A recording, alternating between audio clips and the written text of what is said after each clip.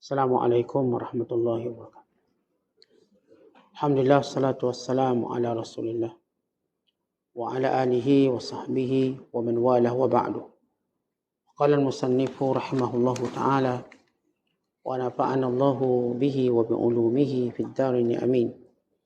Telah berkata Imam al-Allamah Syekh Abdul Qadir Al-Allamah Abul Qasim Al-Qushairi, semoga Allah Ta'ala merahmatinya dan kita mendapat manfaat serta barakah ilmunya. Saya pernah mendengar Ustaz Abu Ali Daqqaq berkata, taubat ada 3 bahagian. Yang pertama, at-taubah, yakni kembali. Yang kedua, inabah, yakni berulang-ulang kembali. Dan yang ketiga, aubah, yakni pulang. Taubat bersifat permulaan. Aubah adalah akhir perjalanan. Dan inabah adalah tengah-tengahnya. Setiap orang yang taubat kerana takut seksaan, maka dia adalah pelaku taubat, yakni taib. Orang taubat kerana mengharapkan pahala adalah pelaku taubat yang mencapai tingkatan inabah. Sedangkan orang yang taubat termotivasi oleh sikap hati-hati dan ketelitian hatinya, bukan kerana mengharapkan pahala atau takut pada siksaan Allah, maka dia adalah pemilik aubah. Dikatakan pula bahawa taubat adalah sifat orang-orang mukmin. Allah Ta'ala berfirman, wa tubu ilallahi jami'an ayyuhal mu'minuna la'allakum tuflihun. Dan taubatlah kalian semua kepada Allah, hai orang-orang yang beriman. Surah An-Nur ayat 31.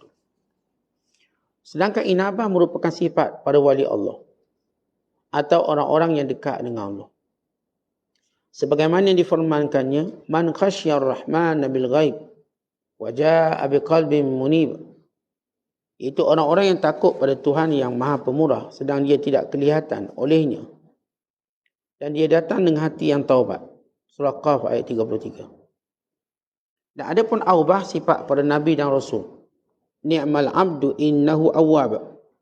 Dialah Nabi Ayub alaihissalam sebaik-baik hamba. Sesungguhnya dia amat taat kepada Tuhannya. Saya pernah mendengar Imam Junaid Al-Baghdadi mengatakan, taubat ada 3 makna. Pertama, penyesalan. Kedua, tekad meninggalkannya, yakni tidak kembali apa yang dilarang Allah. Dan ketiga, berusaha memenuhi hak-hak orang yang pernah dianiayanya. Sahal bin Abdullah mengatakan, taubat adalah meninggalkan penundaan. Imam Junaid pernah ditanya tentang taubat. Lalu dijawab, hendaklah kamu melupakan dosamu. Oleh Abu Nasir Rash, 2 statement di atas dikomentasi menurutnya bahawa Sahal dengan statementnya menunjukkan beberapa keadaan orang-orang yang hendak bertaubat yang sesekali terhalangi proses taubatnya. Sedangkan Junaid memaksudkan pada taubat orang-orang yang sungguh-sungguh, yakni ahli hakikat. Mereka ini ketika bertaubat tidak lagi mengingati dosa-dosanya kerana kehadiran keagungan Allah, dan berlangsung zikirnya padanya senantiasa mendominasi hatinya. Zunnun Al-Misri pernah ditanya tentang taubat. Lalu dijawab, taubat orang awam disebabkan dosa. Taubat orang yang khusus kerana lupa. Ucapan ini dipertegaskan oleh An-Nuri. Taubat adalah proses pelaksanaan taubat dari segala sesuatu selain Allah. Abdullah At-Tamimi mengatakan, ada hal yang membezakan antara orang yang taubat dari kesalahan, dosa, bertaubat dari kelupaan, dan bertaubat dari memandang kebaikan yang diperbuatkannya. Taubat nasuha, kata Imam Wasiti, tidak akan meninggalkan bekas kemaksiatan pada pemiliknya, baik yang bersifat sama maupun jelas. Tuhanku, kata Yahya bin Mu'az, saya tidak mengatakan bahawa saya taubat. Tidak juga mengulang suatu yang saya ketahui dari akhlakku, dan tidak menyimpang upaya, meninggalkan dosa terhadap sesuatu yang saya ketahui dari kelemahanku. Sedangkan permohonan ampun tanpa melepaskan dosa, menurut Zunnun at-taubat pada pendusta. Muslimin dan muslimat dan penonton yang dirahmati Allah sekalian, Al-Imam Abdul Qasim Al-Qushairi menyebut tentang perbahasan makna sebenar taubat dan kategori-kategori taubat. Bila beliau menyebut tentang kata-kata Abu Ali Daqqaq, di sana ada 3 makna, 3 perkataan yang memberi makna yang sama tapi tidak serupa. Iaitu perkataan at-taubatu, yang kedua perkataan al-inabatu, yang ketiga perkataan al-aubatu. Yang ketiga-tiga perkataan ini memberi maksud kembali pada Allah. Kembali pada Allah dengan tunduk, patuh, dengan merasa kerdil diri, rendah diri atas kekurangan-kekurangan yang ada dan kecuaian yang dilakukan, dan rasa bersalah. Sama ada benar-benar bersalah atau tidak, mereka membawa perasaan rasa bersalah. Sebagaimana mereka membawa perasaan rasa cuai terhadap perintah Allah. Sebagaimana mereka membawa perasaan rendah diri. Sebagaimana mereka membawa perasaan malu di hadapan nikmat dan kurniaan Allah. Ini perasaan-perasaan yang ada pada golongan-golongan yang melakukan hal ini. Baik, bila kita sebut perkataan at-taubah, maka ia merujuk kepada perbuatan meninggalkan dosa. Maka ini kata at-taubah. Seseorang yang bertaubat kepada Allah SWT kerana difikirkan tentang azab Allah, seksaannya, dan dia memikirkan tentang akibat dosa-dosa yang dibuat. Kerana kata ulama, sebagaimana disebut oleh Imam Ibn Jauzi dalam kitabnya Saidul Khatir, bahawa kemanisan maksiat yang dilakukan oleh orang berdosa akan diakibatkan berganda kepahitan selepas itu. Seorang bila dia buat maksiat dia rasa manis, seronok, maka dia akan ditimpa dengan berganda-ganda kepahitannya daripada maksiat yang dia lakukan. Bila hamba Allah ni tahu tentang pahitnya akibat dosa, maka dia takut berlaku pada dirinya, pada anak-anaknya. Bukan berlaku dalam perjalanan hidupnya, bahkan berlaku pada pengakhiran hidupnya, maka dia bertaubat. Taubat ini dia cetuskan rasa takut tentang akibat dosa yang dilakukan dan juga hukuman yang akan menanti. Maka ini disebut taubat. Ini rata-rata merupakan sifat orang beriman. Kemudian dia ada istilah namanya inabah. Perkataan inabah ini ialah orang yang bertaubat untuk mencari pahala, untuk mencari kelebihan di sisi Allah, untuk mendapat syurga yang tinggi, untuk mereka mendapat kemuliaan-kemuliaan dalam taubat. Orang ini bukanlah orang yang melakukan dosa, tapi orang ini ialah orang yang memburu pahala dan kedudukan serta darjat. Kita ada orang yang memburu ataupun orang-orang yang takutkan dosa, takutkan perbuatannya, maka dia taubat. Kerana bimbang neraka. Golongan kedua ialah golongan yang mengharapkan kebaikan dari taubat, yang berupa syurga, yang berupa pahala, yang berupa darjat, yang berupa pelepasan daripada segala musibah dan kesempitan, yang berupa jalan kepada semua masalah-masalah hidup. Maka dia mengamalkan istighfar dan dia mengamalkan taubat dalam setiap kehidupannya. Kenapa yang dilihat disebut kelebihan? Umpama, tuan-tuan kita beri contoh. Ada orang, dia cari duit sebab dia bimbang tak ada duit.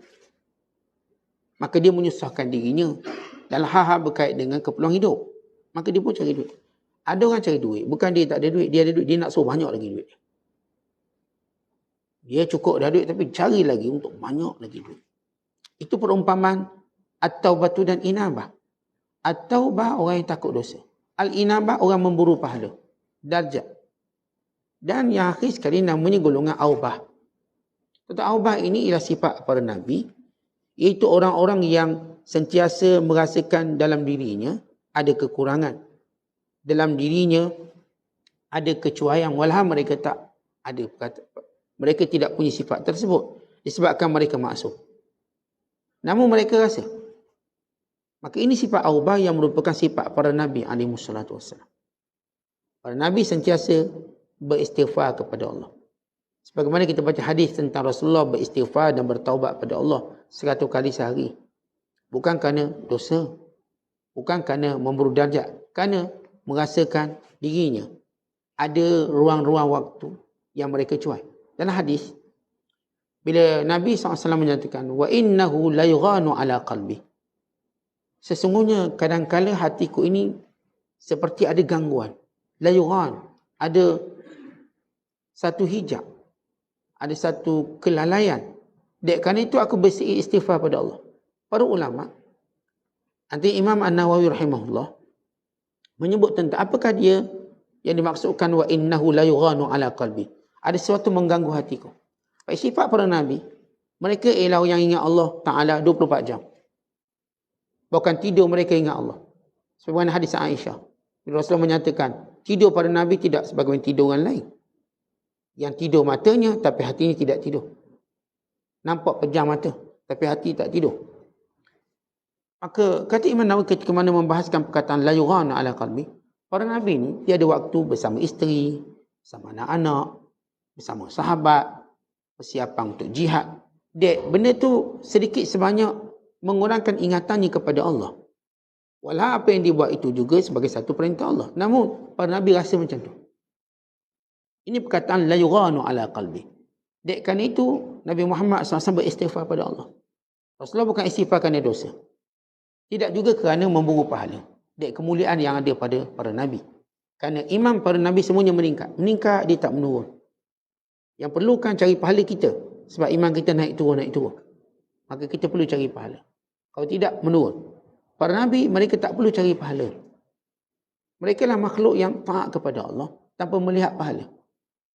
Mereka melihatnya dengan nama syukur. Sebab itu, dalam hadis Aisyah, waktu Rasulullah salat sehingga pecah-pecah kakinya, bengkak kakinya. Lalu apa kata Rasulullah? Afala akunu abdan syakura. Tidakkah boleh aku menjadi hamba yang bersyukur? Kerana ibadat para Nabi syukur pada Allah. Ibadat kita takut azab, mengharapkan pahala dan syurga. Ini level ibadat. Ibadat para Nabi tanda syukur pada Allah. Kerana mereka sudah mendapat kelebihan syurga. Kelebihan pahala. Kelebihan iman meningkat. Maka makam tertinggi bagi mereka ialah syukur pada Allah. Makam tertinggi mereka. Maka bila Nabi SAW menyebut wa innahu la yughanu ala qalbi, ada sesuatu yang mengganggu hatiku dalam hal rumah tangga, dalam hal anak pinak, dalam hal berkait dengan sahabat-sahabat, dalam hal berkait dengan persiapan perang, jihad dan sebagainya. Sedikit sebanyak menjejaskan ingatan kepada Allah. Walau semua perbuatan Rasulullah ini ingat pada Allah. Tapi kita tahu bahawa ingat pada Allah, dia diingat pada Allah bermakna umum, ada makna khusus. Tuan-tuan, kita duduk menuntut ilmu ni ingat Allah. Tuan-tuan, kita dalam perjalanan kita nak solat berjemaah, kita ingat Allah. Tapi kita memahami juga makna ingat Allah dengan makna khusus. Artinya kita duduk sambil kita berzikir, ingat Allah tanpa gangguan lain. Ini dengan makna khusus. Ada makna umum. Ya, saya bekerja pun ingat Allah. Kerana Allah perintahkan saya kerja. Tapi ia bukan makna khusus. Umpama di antara makna khusus kita ingat Allah, solat. Bila mana kita solat, kita ingat Allah. Bukan bermaksud tak solat. Bila kita tak solat, tak ingat Allah. Ingat juga, tapi ingat itu umum. Kerana itu Allah berfirman, aqimis salata li dzikri. Tunaikan solat untuk ingat padaku. Maka ini yang disebut oleh para Nabi, ataupun ini taubat para Nabi yang disebut sebagai aubah. Jadi kita ada perkataan taubah, kita ada inabah, kita ada aubah. Yang ketiga-tiga tadi, semuanya makna yang sama dari sudut luarannya, tapi ada perbezaan secara hakikat. Adapun luarannya ialah semuanya kembali pada Allah, menyerah pada Allah, tunduk pada Allah, merasa cuai di hadapan Allah, takutkan Allah, mengharapkan Allah. Semua ini makna-makna yang ada pada tiga-tiga perkataan. Cuma tujuan aubah kerana syukur pada Allah. Tujuan inabah mencari darjat di sisi Allah. Tujuan taubah supaya dihapuskan dosa. Setiap dosa ada akibat. Kemudian kata Imam Abdul Qasim, bila beliau membahaskan lagi makna taubat, supaya jelas bila kita sebut perkataan taubat, kita nak pergi pada keadaan mana taubat kita. Yang kesemua keadaan ini keadaan yang mulia. Kata Abdul Qasim, saya pernah dengar Imam Junaid Al-Baghdadi mengatakan, taubat ada 3 makna. Yang 3 syarat. Bagaimana kita selalu sebut, penyesalan, kemudian tekad untuk meninggalkan, dan yang ketiga berusaha untuk memenuhi hak orang yang pernah dianiaya. Ini yang kita bahaskan semalam tentang bila berkait dengan hal manusia, maka kita perlu sempurnakannya. Kita perlu meminta redha orang-orang yang kita aniaya. Bukan sekadar kita menyesal atas dosa, bukan sekadar kita berazam tak mau kembali dan meninggalkannya. Bahkan kalau ia melibatkan makhluk.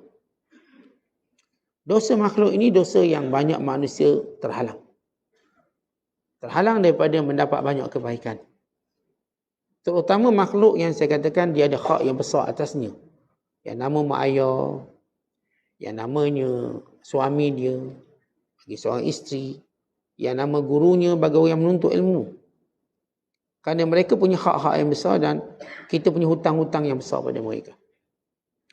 Maka kita kena berusaha untuk menjaga hak-hak mereka ini. Dan mengelakkan perbuatan yang menjadikan kita menganiaya. Dan sama juga dalam hak-hak orang Islam yang lain. Bila Nabi SAW menyatakan, Al-mu'min akhul mu'min, la yazlimuhu wa la yuslimuhu, wa la yakhzuluhu. Orang beriman, saudara orang beriman. Maka jangan pernah dia menzaliminya. Atau membiarkan saudaranya dizalimi tanpa dibantu. Atau menghina saudaranya.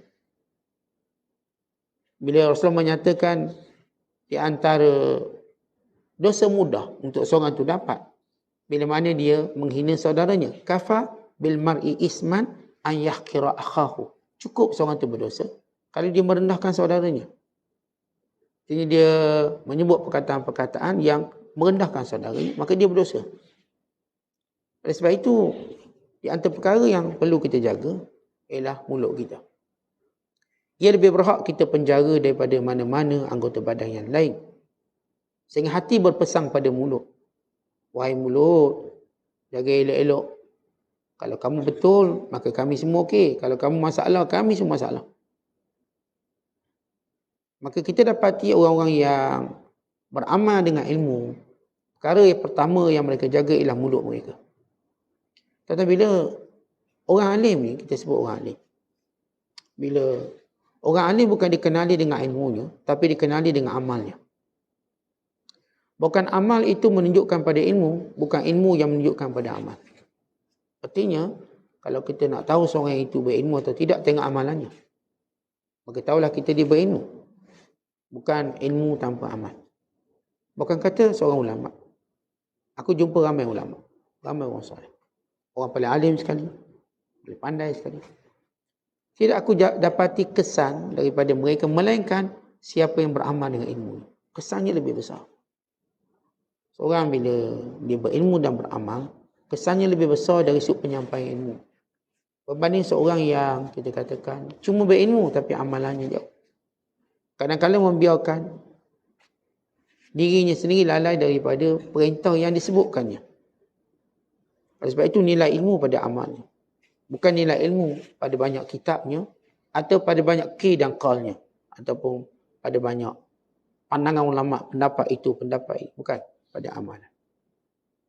Dia pergi pada amalan, maka dia ahli ilmu. Maka di antara amalan ahli ilmu ialah mereka banyak bertaubat. Dan paling mereka takut ialah perkara yang berkait dengan manusia. Berkait dengan manusia. Sebab itu tuan-tuan sekalian, kita ni nak jaga taubat sebenar, nak jaga akhlak. Maka perhatikan lisan kita bila bersama dengan orang lain. Kalau lisan kita jaga, elok-elok kataan, maka kita selamat daripada banyak perkara. Tapi kalau lidah kita tak mampu jaga, kita terjebak dengan perangkap yang berada sepanjang perkataan dituturkan. Kalau setiap perkataan dituturkan, dia memasang perangkap-perangkap yang akan menjerat kita.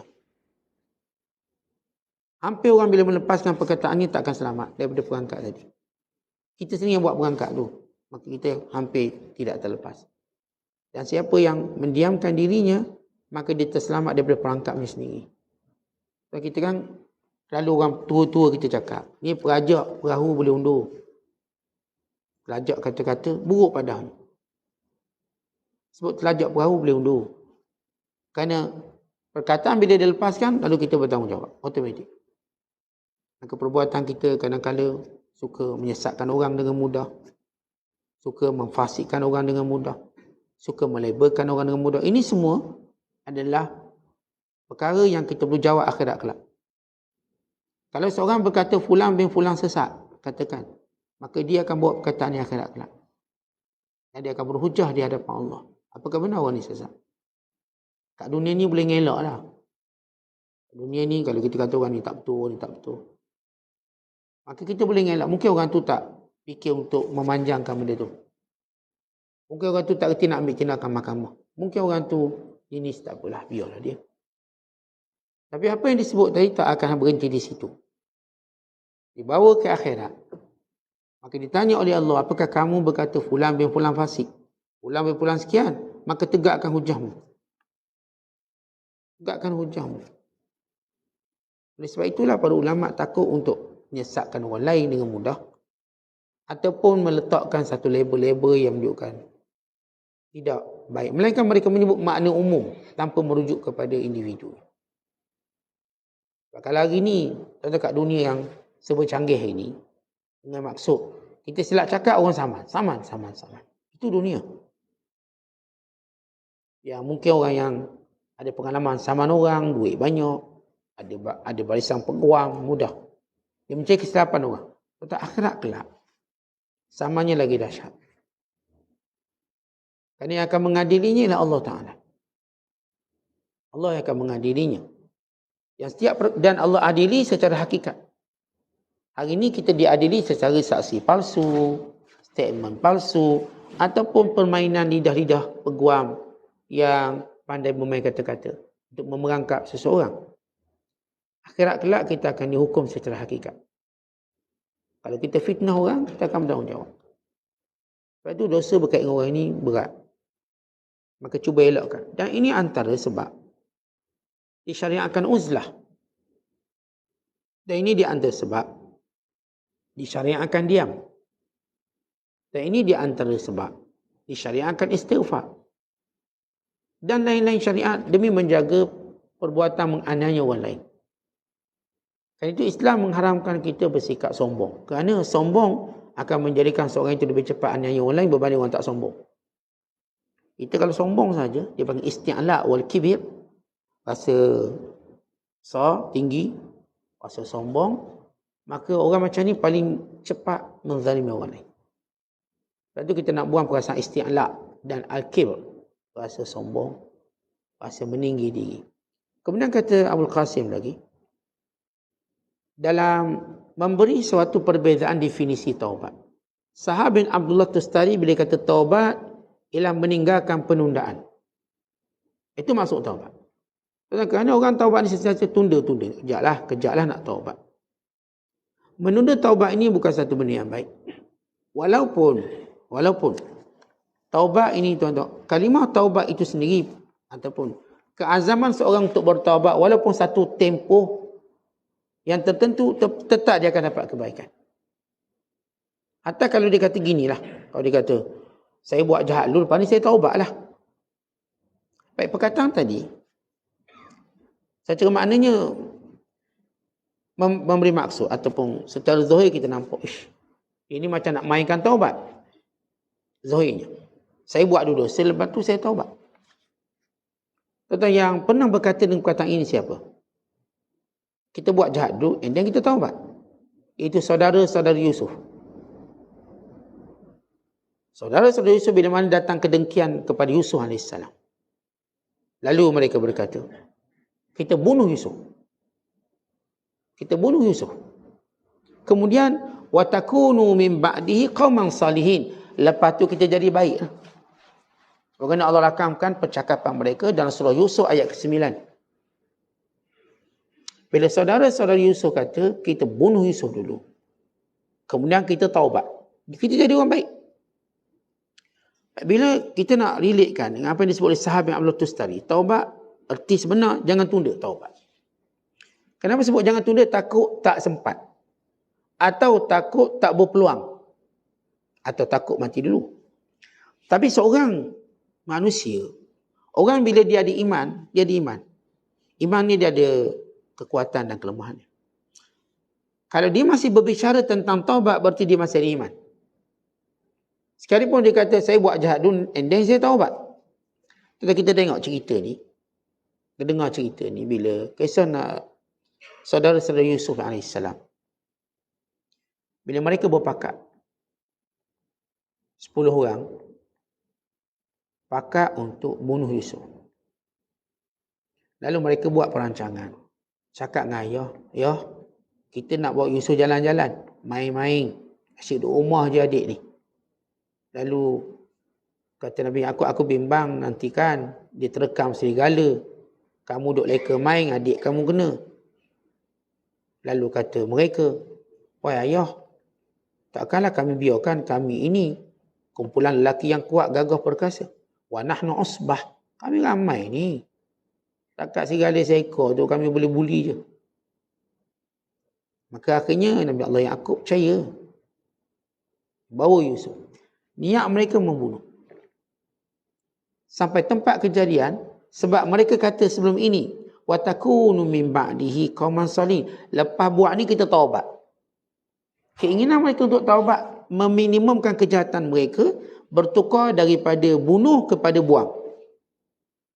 Abang sulung berkata, la taqtulu Yusuf. Jangan bunuh Yusuf, kita jangan bunuh dia. La taqtulu, kita jangan bunuh Yusuf AS. Tapi apa kita buat? Kita buang je dia. Asal niat nak bunuh dia rumah. Tapi kerana mereka berkata, lepas ni saya taubat. Jadi minimum kejahatan dia. Maka dia cuma buang. Yaltaqitu ba'dus sayyarah. Biar kita buang dia, biar orang ambil. Cukup. Berarti mereka masih lagi buat perkara yang baik. Apa baik mereka? Mereka tak bunuh. Lagi mereka biarkan, biar Yusuf ni diambil orang. Dan anehnya, ketika mana mereka buang Nabi Allah Yusuf dalam perigi, mereka tunggu siapa akan ambil. Mereka tak buang balik rumah. Mereka nak tengok, pastikan agenda mereka Yusuf AS diambil oleh orang. Itu je. Bukan niat buang dalam telaga, biar mati. Niat mereka biar yaltaqitu ba'dus sayyarah, biar diambil orang, bawa lagi. Itu artinya mereka masih beri peluang hidup. Ini penjahat yang baik di tengah jalan sebab azamnya nak taubat. Azamnya nak taubat. Itu cerita tentang taubat ni tuan-tuan. Kalau seorang menyebutnya pun ada kebaikan. Saya Ustaz nak, lepas ni saya taubat, lepas pencing. Kalau Allah panjangkan umur dia sampai umur tersebut, mungkin dia akan taubat. Mungkin. Tapi kalau pendek umur, di isunya yang ulama-ulama menjelaskan pada kita bahaya penangguhan, takut tak sempat dan tak terilham waktu tu. Suatu ilham bila Allah berikan kepada kita, bila kita tak sambutnya, maka dia mungkin tak datang lagi. Tak kira ilham apa. Atau ilham idea, ilmu. Apa tadi ilham untuk kita ubah sikap kita. Sebab Imam Bukhari rahimahullah, dia kalau tidur, di sampingnya ada pen, ada kertas. Sebab ketika mana nak tidur, dia mungkin terilham sesuatu ilmu. Dia akan bangun catat. Begitu dia buat, kadang-kadang dalam satu malam 20 kali dia bangun. Untuk mencatat ilham yang ada. Sehingga dikatakan orang yang bijaksana itu, dia berjalan bersamanya ada kertas dan pen sentiasa. Sebab kita tak tahu bila ilham baik tu datang. Maklumat tu datang. Ilham baik. Cuma hari ni senanglah kita rekod je. Rekod. Atau mungkin ada yang telefon. Tuan-tuan amalkan. Tuan-tuan ada telefon. Dalam telefon tu boleh buat nota. Kadang-kadang tengah kita duduk, tengah berjalan, tengah bersembang, kita dengar kalimah baik, tulis. Sebab kalimah tu mungkin tuan-tuan tak dengar kali kedua. Hatta yang menuturkannya mungkin tak mampu bertutur kali kedua. Hilang yang baik. Tapi orang bijaksana ditulis. Kadang-kadang kita sembang kawan kita. Kawan kita ni secara tak sengaja jadi cerdik. Secara tak sengaja. Dia keluar perkataan yang baik. Tulis. Ini ilham dari Allah. Kadang-kadang kita sendiri tengah sembang atau tengah termenung, datang satu idea yang baik. Tulis. Sebab lepas tu mungkin tuan-tuan lupa. Sama juga bila kita duduk dengan guru-guru kita. Dia ada waktu, dia akan datang satu idea yang baik. Ya memanglah kita menuntut ilmu dah semua baik. Tapi ada sesuatu yang lain benda lain. Maka tulis. Kerana tuan-tuan tak akan jumpa lagi perkataan tu selepas ini. Dan tuan-tuan tak akan jumpa perkataan ni daripada orang lain. Hanya pada dia. Ada pada dia. Ilham daripada Allah. Maka ini cerita penangguhan taubat. Sebab itu Junaid Al-Baghdadi waktu bercakap tentang hakikat taubat, jangan tunda. Walaupun saya sebut tadi tunda tadi, ada baik dia. Meminimumkan kejahatan dia. Tapi kalau dia tak tunda, lagi baik hentikan tu kejahatan dia. Daripada akar umbi. Seorang tu bertaubat betul-betul. Daripada akar umbi, Allah hentikan. Ada satu kisah. Cerita orang taubat betul-betul. Tentang bila berlaku perang Qadisiyah. Qadisiyah ni perang antara orang Islam dengan Parsi. Satu perang yang besar yang berlangsung pada bulan Sya'ban pada tahun ke-15 Hijrah. Itu pada zaman pemerintahan Umar Al-Khattab. Maka Umar Al-Khattab bila melihat ancaman daripada Parsi besar, maka Umar berfikir untuk dia memimpin sendiri bala tentera. Lawan tentera Parsi yang berjumlah ratusan ribu. Bila Umar pun siapkan bala tentera untuk dia memimpin sendiri. Lalu para sahabat nasihati Umar, jangan. Kenapa pula Tuan Amirul Mukminin nak jadi pemimpin tentera? Kan kena fokus pada negara. Urusan ini pada orang lain. Sebab di antara kebijaksanaan kepimpinan, dia pandai mengagihkan tugas. Bukan dia bolok semua jawatan. Sebab dia tak boleh fokus. Kerana setiap jawatan memerlukan fokus yang tinggi. Baru berjaya. Kalau dia semua pegang jawatan, dia tak boleh fokus.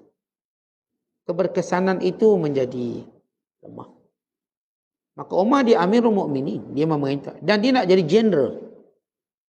Tak semua orang saya katakan punyai kemampuan untuk memegang semua jawatan. Tak semua.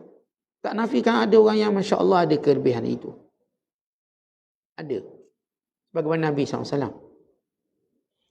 Maka bila Umar nak pimpin sendiri tentera Islam lawan Parsi, sebahagian orang Islam bimbang, maka ulama syura ataupun sahabat-sahabat ahli syura Umar Khattab nasihati Umar, jangan lantik orang lain. Lalu kata Umar, siapa layak?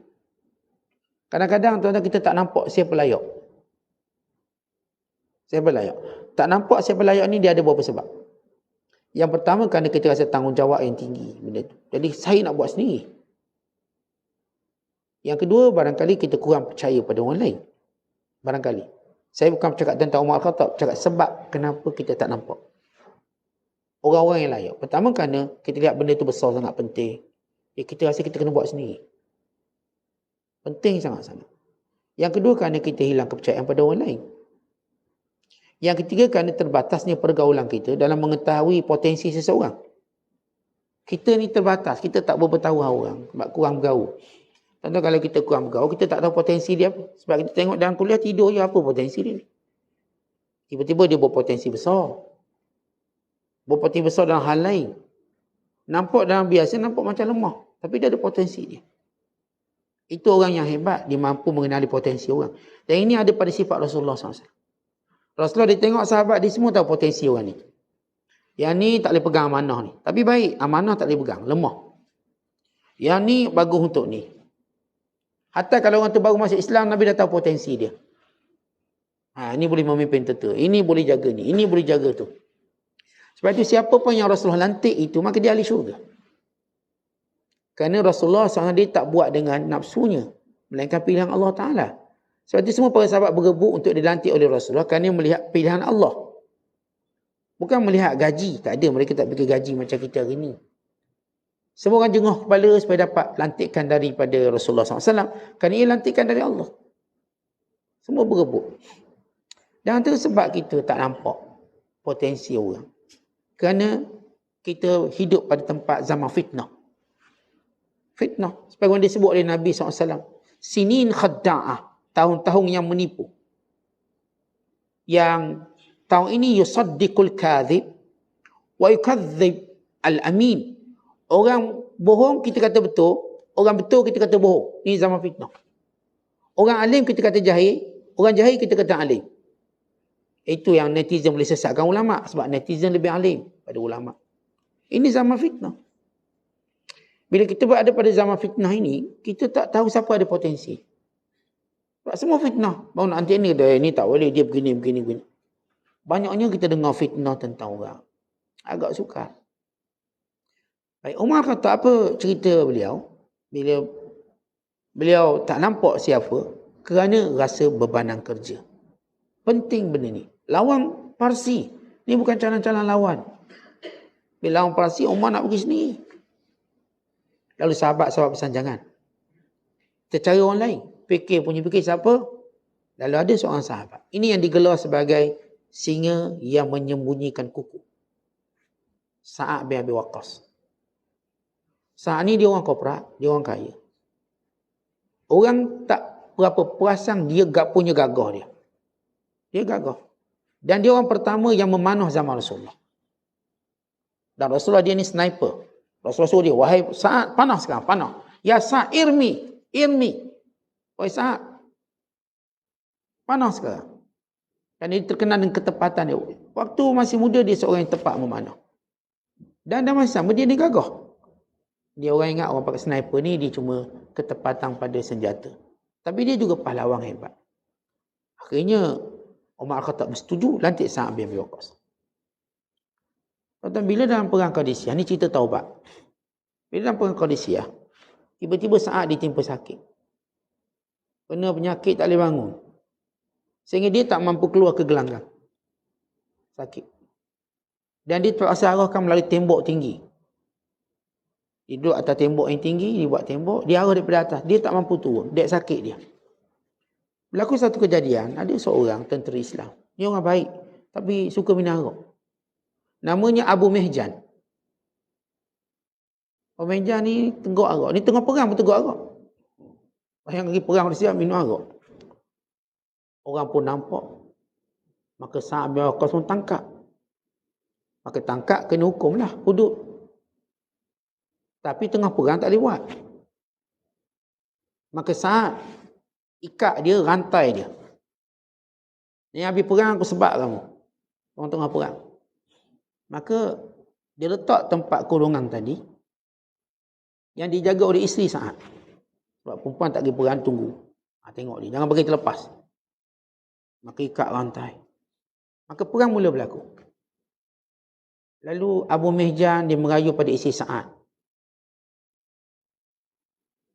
Dia kata dia kenal dia sebagai Ibnatul Hafasah. Dia isteri pada Sa'ad bin Waqqas. Anak kepada, atau dia kenal sebagai Ibnatul Hafasah. Dia kata boleh tak tolong saya, lepaskan saya nak pergi perang. Nanti balik perang ikat balik saya. Saya janji dengan nama Allah. Saya nak perang ni rasa menyesal kerana terhalang daripada perang.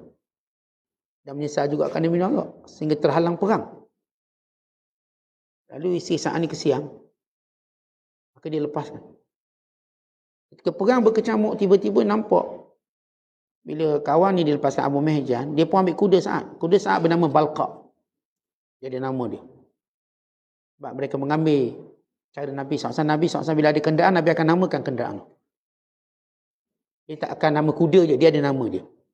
Macam kita nama kereta, tak akan nama kereta, dia nama Toyota dia, Honda dia. Dia akan letak nama.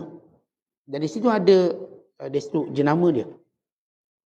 Maka kuda Sa'ad bernama Balqa.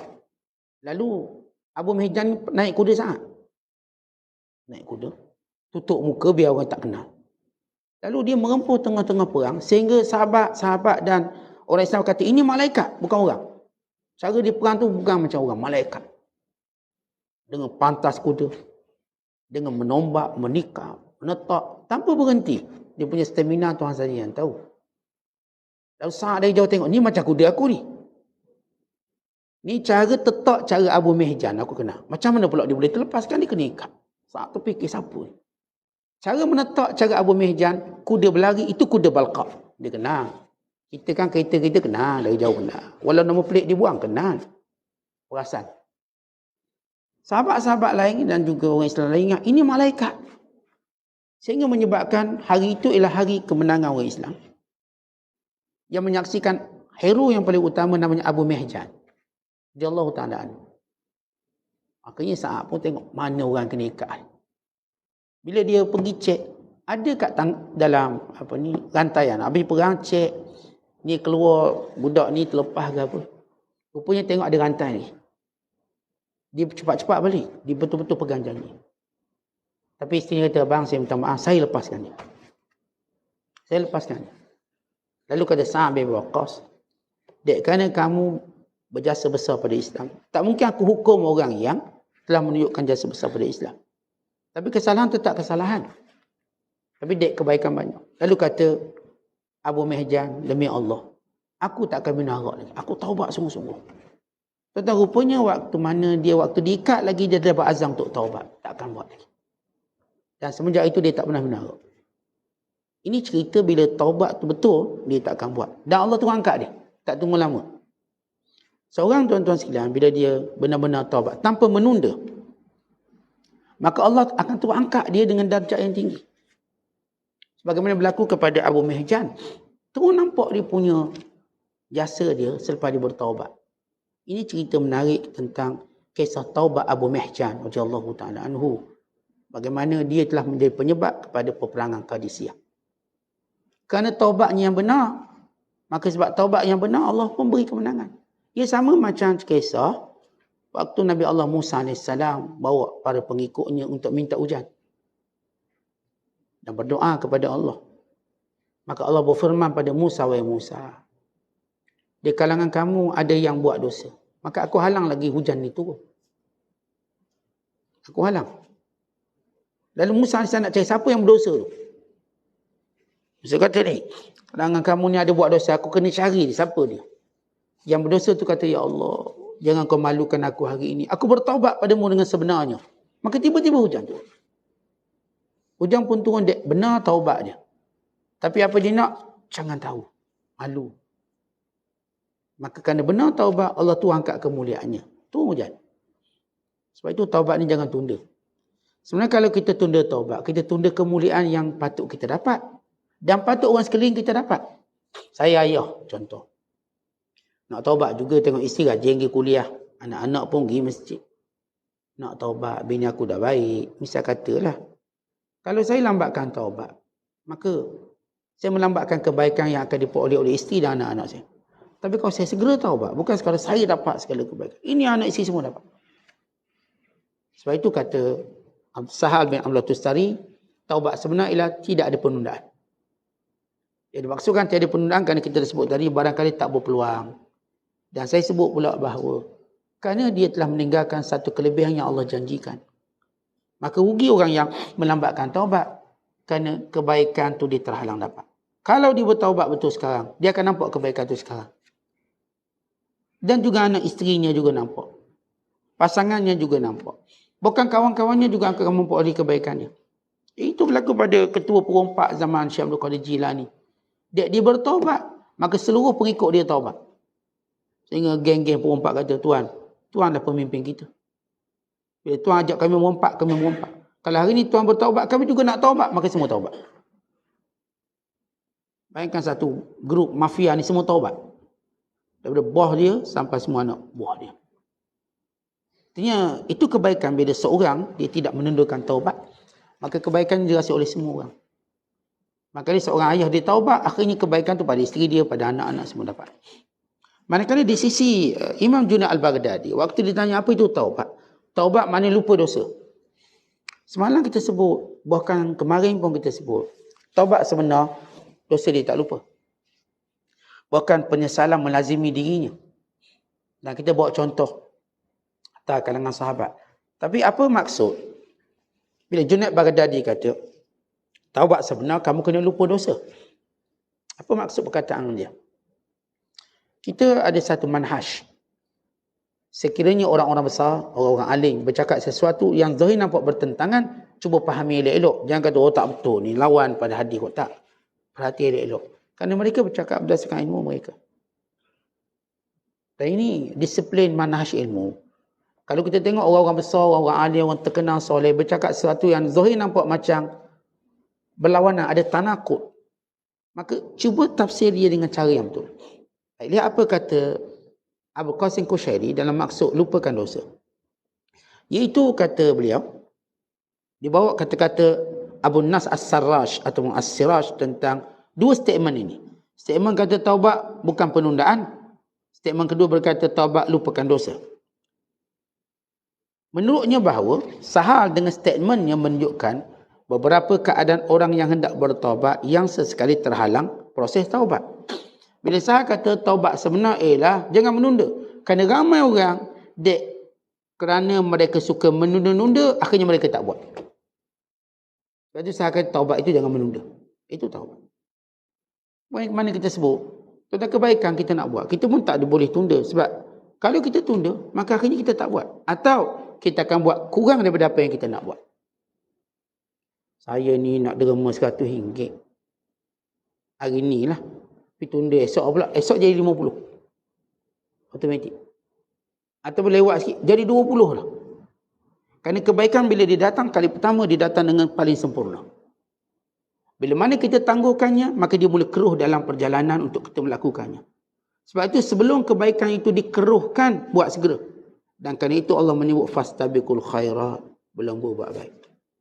Sebab bila mula-mula ilham tu datang untuk buat baik, dia datang dengan begitu jernih. Kita tengok orang simpati, bagilah RM200. Jernih. Tanpa ada hawa nafsu, tanpa ada kawalan daripada yang lain. Tapi bila kita tunda esok lah, dia pun bagi 100, 200 macam banyak. Dia terus jadi keruh balik. Akhirnya 50 cukup. Budak kecil mana boleh pegang duit banyak-banyak? 50. Mula kurang 20 lah. Last sekali biarlah orang lain bagi. Orang lain pun dapat macam nak bagi tu. Terus kita tak bagi. Taubat lagi dahsyat. Bila mana kita tunda, maka datanglah bala tentera syaitan untuk menghalang kita taubat. Sebab setiap kali hamba Allah bertaubat, patah belakang syaitan. Setan kata aku dah hasut macam-macam, aku dah pengaruh macam-macam, tiba dia taubat, patah tulang belakang aku. Memberi maksud sia-sia kerja aku. Patah tulang belakang. Maknanya buat penat aja aku ni. Tapi syaitan dia tak gerti penat, cuma itu keluhan dia. Tengok hamba ni ngetak semayang, ngetak puasa, berpuluh tahun macam tu perangai, tiba lagi nak mati 3-4 tahun taubat. Allah, sia-sia setan kata. Patah tulang belakang aku, dek hamba Allah ni bertaubat. Lepas tu syaitan bila seorang nak taubat, dia datang hantar dia punya squad khas dia, halang taubat. Selama ni seekor dua cukup lah halang asuk orang ni. Tapi bila orang ni nak taubat, maka dia anggap orang ni nak buat satu kerja besar untuk ubah hidup. Sebab taubat ni memang satu kerja besar. Ini kalau rumah ni panggil major renovation. Memang nak buat perubahan besar drastik dalam hidup. Dia akan tinggalkan arak, tinggalkan judi, tinggalkan riba, tinggalkan rasuah. Dia akan tinggalkan siap. Dia satu benda besar taubat, bukan kecil. Dia kalau kita nak buat baik je, dia kecil. Nak taubat ni besar. Lepas tu syaitan akan hantar pada tentera dia. Sebab itu kata sahab, jangan tangguh. Jangan tunda. Syaitan tak akan biarkan dia untuk bertaubat. Baik, maksud statement daripada Junaid pula. Bertaubat orang-orang yang sungguh-sungguh. Itu ahli hakikat. Mereka bila taubat tak ingat lagi dosa, dek kehadiran keagungan Allah dan berlangsungnya zikir padanya sentiasa mendominasi hati. Maksud tak ingat dosa kerana dia sibuk dia mentaati Allah, dia sibuk dia ingat Allah, dia tak ingat dosa tu. Ia berbeza dengan kita. Sebab kita belum mencapai untuk ingat Allah sepenuh masa. Akhirnya kita kena ingat dosa. Sebab itu yang menjadi satu pemicu, satu pemotivasi untuk kita buat balik. Tapi orang kalau dah sampai peringkat dia memang ingat Allah sepenuh masa, maka dia tak akan ingat dosa. Dia akan lupa semua melainkan Allah. Maka itu logiknya. Ini kata-kata Junaid al-Baghdadi. Zunnun al-Misri pernah ditanya taubat tu apa? Maka dia jawab, taubat orang awam sebab dosa. Sedangkan taubat orang khusus sebab lupa. Apa maksud? Awam, orang awam kita cakap tentang dosa, kita taubat. Taubat orang khusus kerana lupa. Apa maksud lupa? Yang lupa ingat Allah. Lupa bersyukur pada Allah. Lupa melihat Allah dan semua keadaan macam kita jelaskan semalam. Kan kita kan bila buat baik nampak diri kita. Bila kita buat benda-benda bagus, kita nampak kita lah bagus. Kita lupa pada Allah. Maka itu adalah kena taubat sebab lupa. Sebagaimana kita kadang-kadang lambat nak sebut Alhamdulillah. Setiap kali nikmat tu datang, maka kita taubat. Kita banyak melihat diri kita berbanding sebut dulu Alhamdulillah. Apa berlaku? Alhamdulillah, syukur pada Allah. Maka ini sifat lupa. Dan kata Imam An-Nuri, taubat ialah proses pelaksanaan taubat dari segala sesuatu selain Allah. Baik taubat itu ialah taubat kepada taubat. Oh, ini taubat pada taubat, apa maksud? Kadang-kadang taubat kita lebih bersikap lafaz. Tapi bukan makna astaghfirullah, astaghfirullah wa atubu. Lafaz. Tapi dalam hati ini masih ada ingin buat dosa. Sebab itu disebut oleh para ulama bahawa taubat kita berhajat kepada taubat. Sebab taubat kita pada lafaz. Aku dah taubat dah, tak nak buat. Buat lagi. Tentang kenapa kita dengar cerita orang duk taubat, tapi tak nampak satu perubahan yang agak ekstrim dalam diri dia. Sebab taubatnya pada lafaz. Bila taubat pada lafaz, dia tak akan kuat untuk dibuat sesuatu. Mereka datang daripada hati. Tapi kalau taubat tu datang pada hati, macam kita cerita semalam. Dia mula tak nak cakap dengan orang, mula beruzlah, mula tinggalkan kawan yang jahat, mula bersungguh buat ibadat, mula hilang selera pada dunianya, mula hilang selera pada tidurnya, pada makannya, kan datang daripada hati. Tapi kalau lafaz daripada mulut, saya taubat, kita nampak orang ni belum kuat. Ini taubat berhajat pada taubat.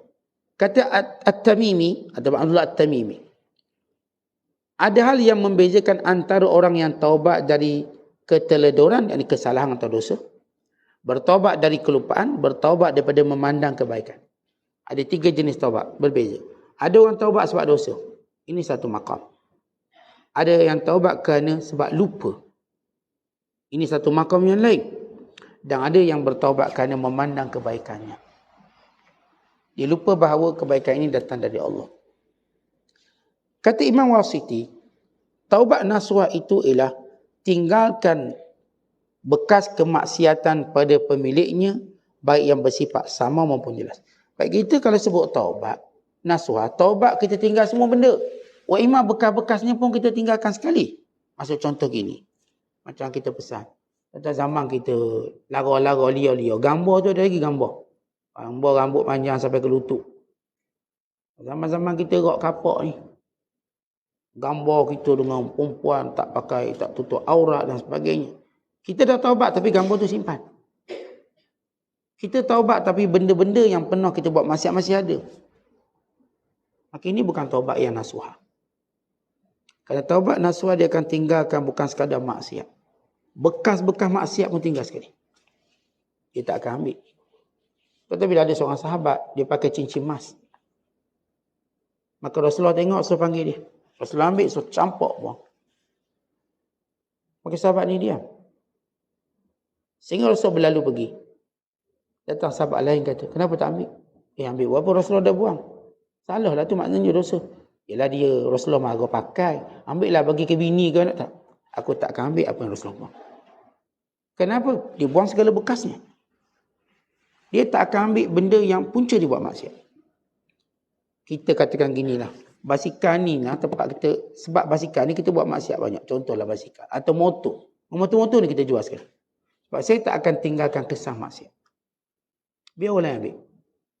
Kerana saya benar-benar nak berhijrah.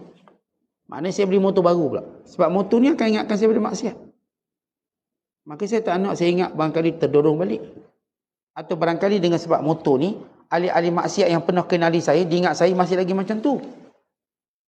Masih lagi macam tu. Sebab kita kan kalau naik motor ke naik kereta, orang pun kenal nombor pelik kita.